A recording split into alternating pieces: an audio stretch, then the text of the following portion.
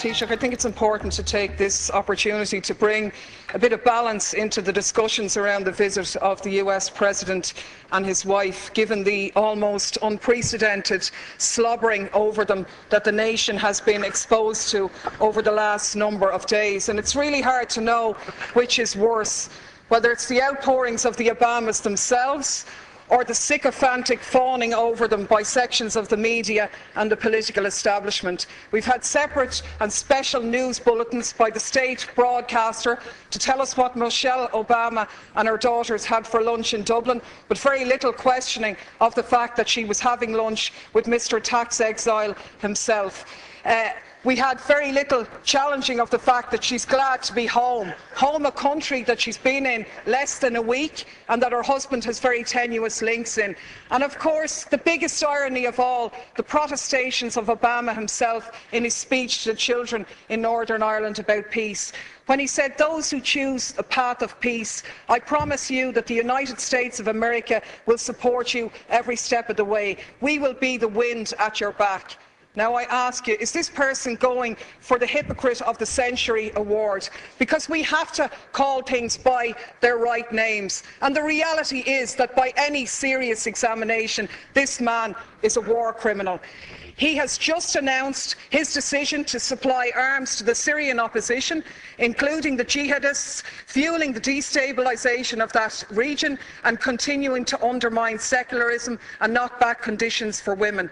This is the man who is in essence stalling the Geneva peace talks by trying to broker enhanced leverage for the Syrian opposition by giving them arms, and to hell with the thousands more who lose their lives, or the tens of thousands more who will be displaced as this war goes on. This is the man who has facilitated a 200% increase in the use of drones, which have killed thousands of people, including hundreds of children. And you, Taoiseach, you are the one who's turned a blind eye on these activities. You've talked about the G8 being an opportunity to showcase Ireland. But is it not a reality that you have showcased us as a nation of pimps, prostituting ourselves in return for a pat on the head? To be honest with you, we were really speculating this morning whether you were going to deck the cabinet out in leprechaun hats decorated with a bit of stars and stripes to really mark abject humiliation here. So my question to you, Taoiseach, is as follows.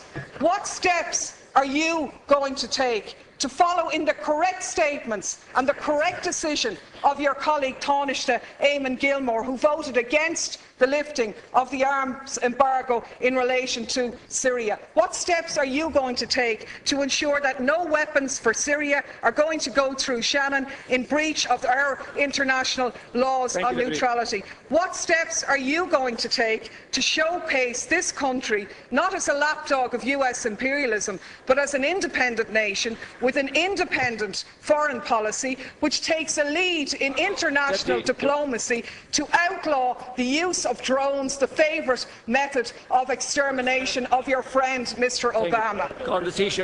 Thanks, Ceann Comhairle. Of course I said nothing about the Northern Ireland peace process, a process which everybody supports, but is not one that gives you a licence to do whatever you like anywhere else around the globe. There isn't much peace in Iraq, where 26 people lost their lives yesterday. There isn't much peace in Afghanistan. There isn't much peace in Pakistan. And there certainly isn't much peace in Syria. And the side I'm on in Syria is the one, and what I agree with is the statement by Oxfam, where Oxfam said sending arms to the Syrian opposition won't create a level playing field. Instead, it further risks fueling an arms free-for-all, where the victims are the civilians of Syria.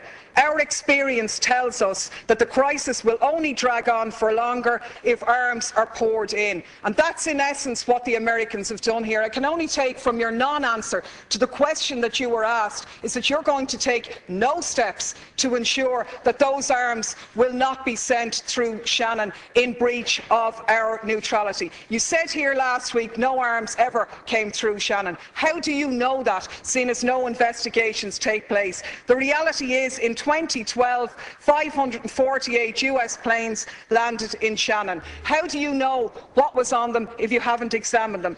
Your Minister for Transport revealed noted in a parliamentary question that 239 civilian planes landed in Shannon, where they sought permission because they were carrying munitions of war or dangerous goods on a civilian aircraft. What steps are you going to take to intervene in this situation? And the last point I'll make is that people in this country are very fond of our American brothers and sisters, and I think we stand far more shoulder to shoulder with them by making valid criticisms of their president, who has broken his election promises, rather than just pimping this nation as a tax haven for their corporations. I'm sure the Americans would far prefer if their multinationals paid their taxes at home rather than offshore here, so they could develop their health care, so they wouldn't be wasting money on arms being sent to slaughter people in other countries.